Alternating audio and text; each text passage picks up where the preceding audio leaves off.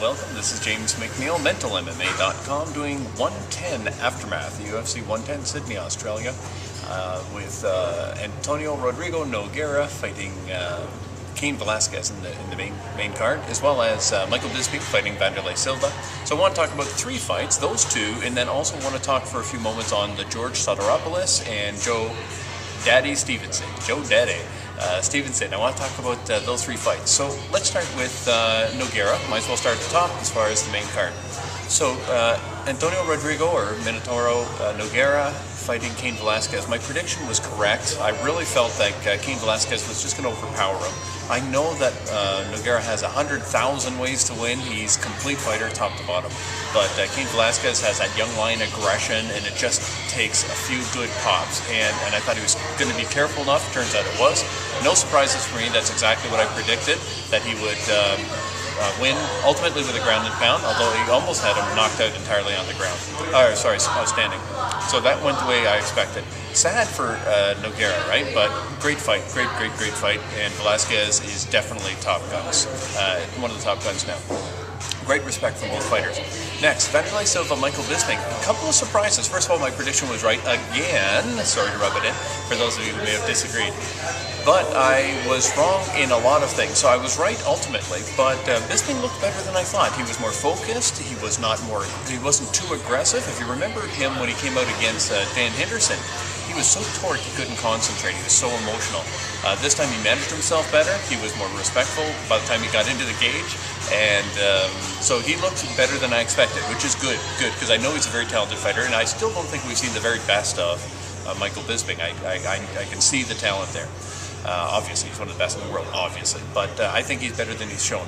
When it comes to Wanderlei Silva, it was great to see that he's healed up, and it was great to see he was trying new tricks, showing us more than his berserker mode, but he seemed to be not pulling the trigger. He seemed to be holding back, and so it's surprising that he didn't do that berserker thing earlier on. Perhaps he just doesn't like to get knocked out, and he's had some things not go his way. He wanted to make sure he won, so he's a little bit more cautious than those of us who are fight fans are accustomed to, and really love to see with Wanderlei Silva. So a little bit of a surprise on how Silva acted as far as his more reserved, mature style, and Michael Bisping showed up as a complete fighter, and it went the way I expected. Wanderlei Silva won that fight.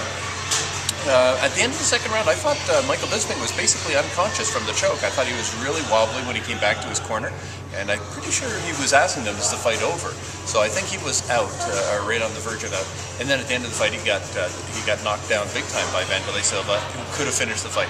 Wanderlei said in the press conference, I was 5 seconds away from winning the second round and 5 seconds away from the third round, from finishing it, and he's right, he won the decision. So no giant surprises there, but a few surprises. And then over to George Sotiropoulos and Joe Daddy Stevenson. I loved this fight. Amazing transitions. These guys were just putting on a clinic. Joe Daddy Stevenson is a great striker, as far as great as a powerful striker, and he's a powerful wrestler on the ground, so he's a great fighter. And George Sotiropoulos just put on a clinic as far as his Brazilian Jiu-Jitsu. Eddie Bravo's work with him is obviously showing. Amazing rubber guard attempts and omoplatas and lots of fancy things I don't even know the fancy words for, so I apologize. But it really was an impressive display, and George Sotiropoulos was a complete fighter. When I saw his tenseness, I got worried. When I saw Joe Daddy Stevenson's excited playfulness, I was more optimistic. George Sotiropoulos just has a focus commitment, and so he doesn't play, he doesn't smile, he doesn't, he's just riveted. And so that's his style, and I won't misinterpret that again. I wasn't sure whether it was good or bad, but I can see now that it's very good. And he has shown sometimes on the ground he looks like George St. Pierre, which is, I know, quite a statement.